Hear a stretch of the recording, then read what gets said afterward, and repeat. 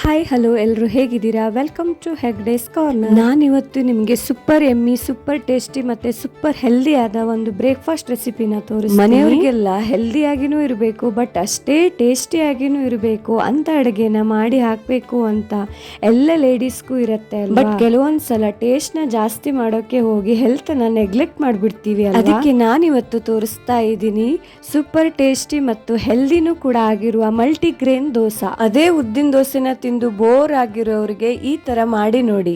ತುಂಬಾ ಟೇಸ್ಟಿಯಾಗಿ ಕೂಡ ಇರುತ್ತೆ, ಹೆಲ್ದಿನೂ ಕೂಡ ಆಗಿದೆ.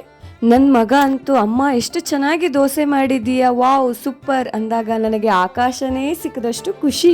ಬನ್ನಿ ಹಾಗಿದ್ರೆ ತಡ ಮಾಡೋದು ಬೇಡ, ಮಲ್ಟಿಗ್ರೇನ್ ದೋಸೆನ ಹೇಗ್ ಮಾಡೋದು ಅಂತ ನೋಡೋಣ. ಫಸ್ಟ್ ದೋಸಾ ಬ್ಯಾಟರ್ ಅನ್ನ ರೆಡಿ ಮಾಡ್ಕೊಳ್ಳೋಕೆ ನಾನು ಏನೇನ್ ಹಾಕಿದೀನಿ ಇಂಗ್ರೀಡಿಯೆಂಟ್ಸ್ ಅಂತ ತೋರಿಸ್ತೀನಿ. 2 ಕಪ್ ಆಗುವಷ್ಟು ದೋಸಾ ರೈಸ್ ಅನ್ನ ತಗೊಂಡಿದ್ದೀನಿ. ಹಾಗೇನೆ ಒಂದು ಅರ್ಧ ಕಪ್ ಆಗುವಷ್ಟು ಗೋಧಿ ಕಾಳಿರತ್ತಲ್ವಾ ಅದನ್ನ ತಗೊಂಡಿದ್ದೀನಿ. ಆಮೇಲೆ ಸಿರಿಧಾನ್ಯದಲ್ಲಿ ಬರುತ್ತಲ್ವಾ ಬಾಜ್ರಾ ಮಿಲೆಟ್ ಅಂತ, ಅದನ್ನ ಒಂದು ಅರ್ಧ ಕಪ್. ಬೇಕಿದ್ರೆ ಮನೇಲಿ ಯಾವ ಮಿಲೆಟ್ ಇದೆಯೋ ಅದನ್ನೇ ಯೂಸ್ ಮಾಡ್ಬೋದು.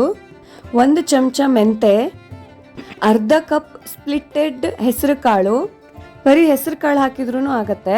1/4 ಕಪ್ಪು ಹೆಸರು ಬೇಳೆ, ಹಾಗೇನೆ ಅರ್ಧ ಕಪ್ಪು ಉದ್ದಿನ ಬೇಳೆ, ಕೆಂಪು ಅಲಸಂದೆ ಒಂದು 1/4 ಕಪ್ಪು. 3-4 ಟೈಮ್ಸ್ ಚೆನ್ನಾಗಿ ಇದನ್ನ ವಾಶ್ ಮಾಡಿ ಇವಾಗ ಇದನ್ನ 4 to 5 ಅವರ್ಸ್ ನೆನೆಯಕ್ಕೆ ಇಡ್ತೀನಿ.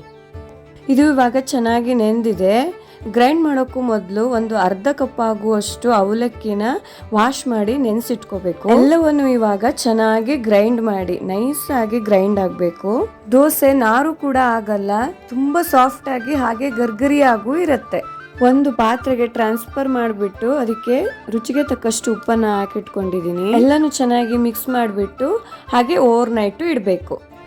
ನೋಡಿ ಮಾರ್ನಿಂಗ್ ಇವಾಗ ದೋಸೆ ಇಟ್ಟು ಎಷ್ಟು ಚೆನ್ನಾಗಿ ಉಬ್ಬಿ ಬಂದಿದೆ ಅಂತ. ಇವಾಗ ನಾರ್ಮಲ್ ದೋಸೆ ಮಾಡ್ತೀವಲ್ವಾ ಅದೇ ತರ ದೋಸೆ ಬಂಡಿಗೆ ಎಣ್ಣೆನ ಹಚ್ಕೊಂಡ್ಬಿಟ್ಟು ದೋಸೆನ ಮಾಡಿದ್ರೆ ಆಯ್ತು. ಮಕ್ಕಳಿಗೆಲ್ಲ ಬೇಳೆ ಕಾಳುಗಳನ್ನೆಲ್ಲ ತಿನ್ಸೋದು ತುಂಬಾ ಕಷ್ಟ ಅಲ್ವಾ, ಅವಾಗ ಈ ತರ ಮಾಡಿ ನೀವು ಕೊಡ್ಬೋದು.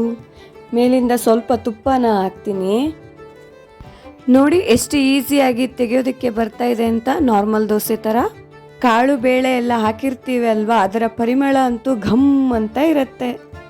ಜೊತೆಗೆ ತುಂಬಾ ಹೆಲ್ದಿ ಕೂಡ. ದೋಸೆ ಜೊತೆ ಹಚ್ಕೊಳ್ಳೋಕ್ಕೆ ಅಂತ ಪುದೀನ ಚಟ್ನಿ ಕೂಡ ಮಾಡಿದ್ದೆ. ಬ್ರೇಕ್ಫಾಸ್ಟ್ ಅಂತೂ ತುಂಬಾನೇ ರುಚಿಯಾಗಿತ್ತು. ಮಲ್ಟಿಗ್ರೇನ್ ದೋಸೆನ ನೀವು ಕೂಡ ಟ್ರೈ ಮಾಡಿ ಹೇಗಿದೆ ಅಂತ ಕಾಮೆಂಟ್ ಬಾಕ್ಸ್ ಅಲ್ಲಿ ತಿಳಿಸಿ. Thank you for watching the video. Please like, share and subscribe. Okay bye. ಮತ್ತೆ ಬರ್ತೀನಿ ಇನ್ನೊಂದು ಹೊಸ ರೆಸಿಪಿ ಜೊತೆ.